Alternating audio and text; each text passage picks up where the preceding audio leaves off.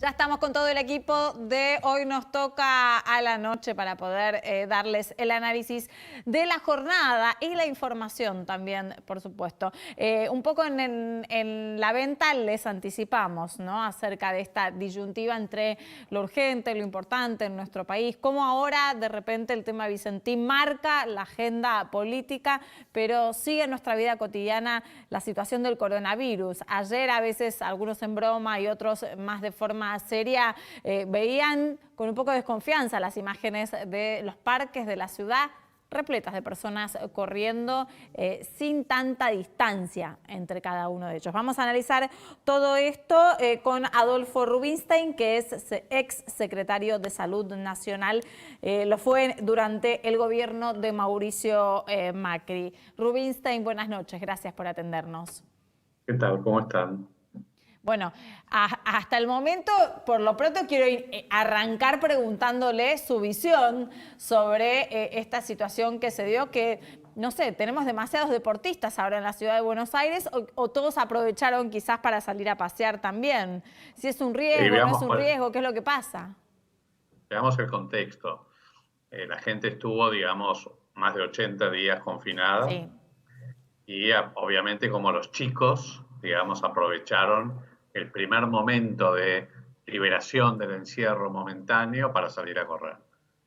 Y es cierto que por ahí no se hizo con todas las medidas de distanciamiento físico adecuadas. También es cierto que la probabilidad de contagio en estos ambientes, digamos, espacios abiertos y con estas características es realmente muy baja. Pero de todas maneras yo entiendo también que creo que se recibió adecuadamente el mensaje de que así las cosas no pueden ser. Me parece que hoy ya fue diferente todo. Hoy yo te cuento, yo salí a correr a las 7 de la mañana y la verdad que no había nadie, había muy poca gente. Había gente corriendo, pero muy tranquilo todo. Yo presumo que ahora se va a ir acomodando todo. La gente también, creo que lo que te digo, aprovechó la primera de cambio para poder salir y hacer una cosa irrefrenable.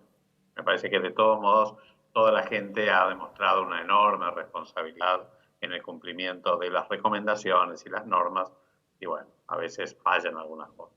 Hay cierto hartazgo, ¿no? ¿Usted es lo que ve en la Y población? hay mucha impaciencia por muchas razones. Algunas tienen que ver con el impacto que está teniendo el confinamiento prolongado sobre, digamos, la economía personal. Bueno, vos recién lo comentabas. Sobre todo partiendo de que tenemos una gran clase media-baja que hoy depende en gran medida de la economía informal y cuentapropismo, y tenemos profesionales independientes y todos ellos están absolutamente, y las pymes, los bares, restaurantes, en fin, toda la economía, los comercios, están realmente, digamos, en este momento muy, muy afectados. Y esto de lo que es la macro, digamos, la caída del consumo, de la producción, del Producto Bruto que ha habido en estos últimos 2 meses, repercute fuertemente sobre la economía personal, sin mencionarte lo que tiene que ver con el encierro en sí mismo y Claro. toda la problemática psicosocial que trae, desde el aumento de la ansiedad, la depresión, las adicciones, la violencia, los conflictos. Digamos, todo eso en algún momento comienza a hacer que esto genere mucha impaciencia, mucha irritabilidad, mucho cuestionamiento y bueno, esto puede ser el insumo o el gatillo para empezar a deshilachar la cuarentena.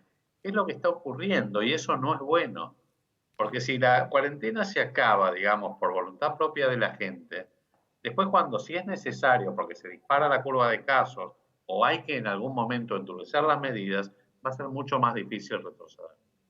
Claro. Giselle. Sí, ¿cómo le va? El jefe de Hola. gabinete dijo hace unos días que si esta pandemia hubiera ocurrido durante un gobierno de Mauricio Macri, durante el gobierno de Mauricio Macri, hubiera sido un desastre. Usted como secretaria de Salud, ¿qué hubiera hecho? ¿Hubiera tomado esta medida de cuarentena tan estricta y tan prolongada como hizo este gobierno? Mira, lo que dijo el jefe de gabinete, empecemos con que es incomprobable, ¿verdad? Es un escenario contrafáctico, ¿viste? Donde dice lo que hubiera pasado, si se hubiera hecho tal o cual cosa, la verdad que no tiene demasiado sentido, más allá de que es inconducente, inoportuno, inapropiado, porque la verdad que no tiene sentido menos en este momento, donde se supone que estamos todos tratando de trabajar de la mejor manera posible y el gobierno dice que busca, digamos, consensos políticos. Más allá de eso, Yo creo que la medida que se tomó inicial fue muy oportuna. Si vos me decís qué hubiera hecho yo idealmente, no hubiera subestimado el impacto de la pandemia cuando, digamos, hubo que hacer cierta preparación, sobre todo en la última quincena de febrero y la primera quincena de marzo, que es cuando le hicieron, digamos, varios países latinoamericanos, cuando ya vieron cuál iba a ser el impacto de la pandemia. Y yo ahí fui clarísimo, yo dije claramente que teníamos que, digamos, darle relevancia a esto cuando el ministro de Salud Decía que estaba lejos, en exacto, China. y no vamos a repetir, él lo reconoció, digamos, a confesión de parte, a relego de pruebas.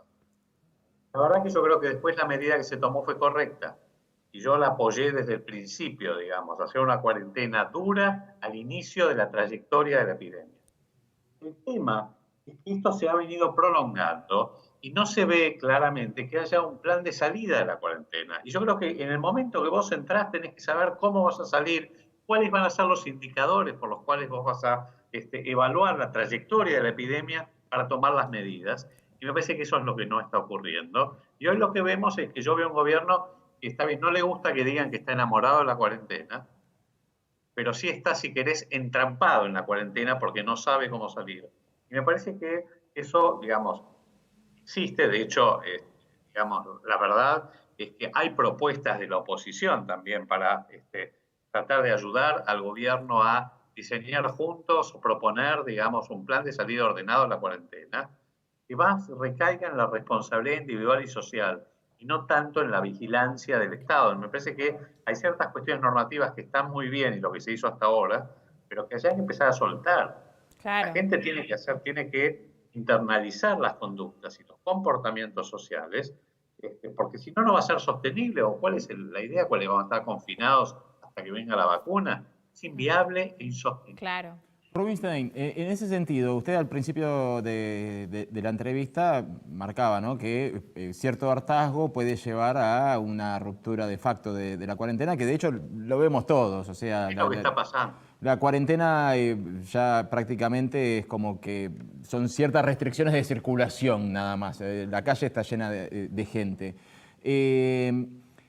Siempre se habló de que el pico iba a ser en una fecha, después pasó otra fecha, después pasó otra fecha, después pasó otra fecha, y obviamente eso debe obedecer al aplanamiento por la cuarentena. ¿Usted cree que el pico ya lo cruzamos, ya lo alcanzamos? ¿Era otro pico y ahora puede venir otro por la suelta de ciudadanos lógica que estamos todos viendo? ¿O el pico nunca existió ni va a existir? No, va a existir. ¿Sabes lo que pasa? O sea, todavía no llegamos al pico. No llegamos. El pico lo vamos a ver retrospectivamente, cuando los casos empiecen a caer de manera sostenida. Ahí vamos a poder decir, uy, mira, hace 15 días tuvimos el pico. Pero esto no va a ocurrir todavía. Y no va a ocurrir todavía porque gracias a que tomamos las medidas oportunas, digamos, y hay muchísima responsabilidad de toda la ciudadanía, la velocidad de propagación que está adquiriendo la epidemia hasta ahora es bastante moderada, bastante moderada. O sea que el proceso de... Hay dos razones por las cuales se está ahora aumentando el número de casos que se han concentrado casi exclusivamente en el AMBA. Más del 90% de los casos, de los nuevos casos, arriba del 95%. Excepto Chaco y un foco en Río Negro, el resto del país está por ahora muy tranquilo, afortunadamente. Entonces, ¿por qué están ocurriendo este aumento de los casos en la ciudad de Buenos Aires y en los partidos del conurbano? Pues se están buscando. Pero lo que hay que ver acá y hay que discernir es cuánto del aumento de casos tiene que ver con la maduración de la epidemia y la evolución natural y cuánto tiene que ver con la búsqueda activa.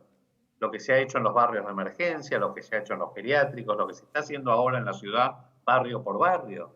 Esto es muy importante porque es la única manera de mantener controlada la propagación de la epidemia mientras vamos saliendo de la cuarentena, porque esto ya se hace inviable. Ese es el punto.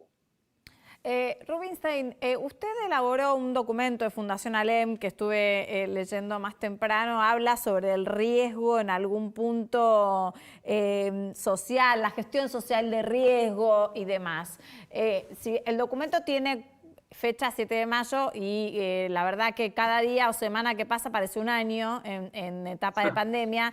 Quiero saber qué vigencia tiene, si nos puede hacer un resumen y a qué se refiere con esto de la gestión social de riesgo. Mira, dos cosas. La primera es que el documento ahora salió una suerte de revisión. Y de hecho salió publicado hace 4 días un nuevo documento de la Fundación ALEM, de la Unión Cívica mira, Radical. habré leído el viejo donde, entonces. claro, donde habla de, digamos, que se llama un poco del paternalismo a la responsabilidad individual y social de los ciudadanos. Y es un poco eso.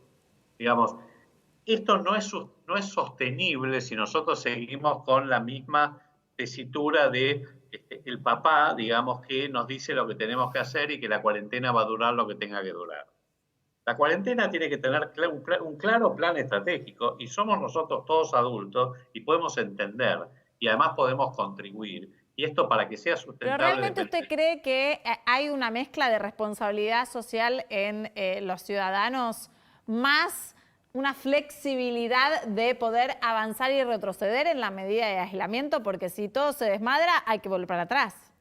Obviamente, pero ¿sabes lo que pasa? Que si esto se desmadra, y se desmadra por incumplimiento social, porque la gente está harta, la pregunta es ¿cómo vamos a hacer para volver para atrás? Claro. Entonces la cosa es, empecemos a confiar un poco, empoderemos a la ciudadanía. Digamos, si hagamos sustentable esto, porque yo te pregunto a vos pensás que es viable, digamos, que la cuarentena se mantenga de esta manera hasta dentro de 1 año o 1 año y medio cuando llegue la vacuna? Es imposible. Sabemos que no va a ocurrir. El virus no va a desaparecer, a eso es a lo que va usted.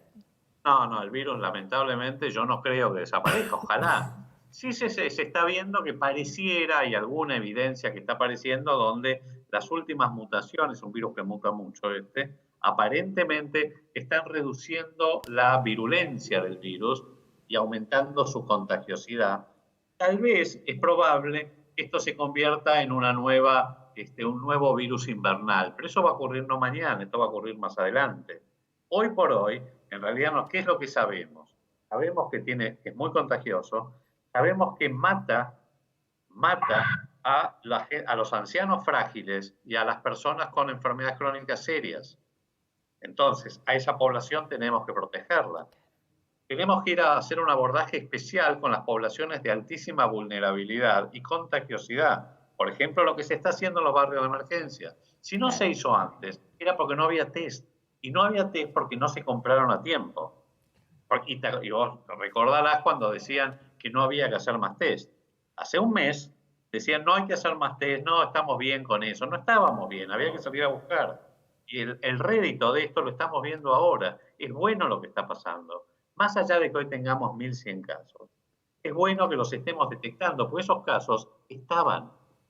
No son casos, esos casos ya existían, claro. Solo los estamos detectando. Si vemos la letalidad, que es la mortalidad, digamos, por estos casos, lo que vemos es que ha ido bajando porque afecta en los barrios de emergencia a población mucho más joven y con casos mucho más leves. Rubinstein, le hago una consulta como exfuncionario, ¿no? ¿Qué opinión le merece tantas idas y vueltas y tantas polémicas que han existido con las recomendaciones de la Organización Mundial de la Salud? Y la verdad que ha tenido un rol, te diría, bastante cuestionable en el manejo de la pandemia. Sí, demasiadas idas y vueltas para una organización que se supone que es la rectora de todas las políticas sanitarias a nivel global. Sí, la verdad que desde el comienzo de la pandemia, yo creo que no ha sido un rol demasiado, digamos, feliz. Esto no quiere decir que, digamos, que uno apruebe las políticas que está tomando Estados Unidos para cortarle el financiamiento. Eso es una barbaridad. Pero sí me parece que después de superada la pandemia, la OMS tendrá que hacer una profunda autocrítica en el manejo de la gestión de la pandemia. Rubinstein, muchas gracias por esta comunicación. No, gracias a ustedes por invitarme. Nosotros vamos a un corte y al regresar vamos a analizar todos los vértices que puede llegar a tener el caso Vicentín, que ahora parece marcar la agenda política de nuestra dirigencia. Ya venimos.